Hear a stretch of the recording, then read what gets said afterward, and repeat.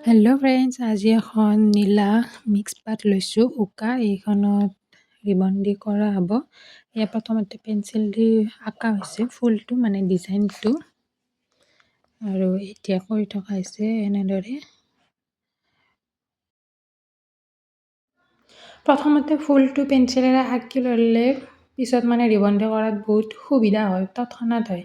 যদি আপোনালোকক কৰে তেনেহ'লে এনেকৈ কৰিব। আৰু ফুল আপোনালোকে বেলেগো দিব পাৰে, এনেকুৱাও দিব পাৰে, আপোনালোকৰ ইচ্ছা আৰু যেনে ফুল দিয়ে। যদি এইটো ফুল দিয়ে মানে এনেকৈ ফাৰ্ষ্ট কৰি ল'ব লাগে। আৰু ইয়াৰ কণাৰ ফুলটো হৈ গ'ল, আৰু বাকীকেইটা ফুল আছে। আৰু এইটো ফুল হৈছে বুকুত পৰিব, মানে ওপৰত যিখিনি কোচকেইটাত আছে ওপৰত তাতে পৰিব। আৰু এইখন মেখেলাৰ এইকেইটা ফুল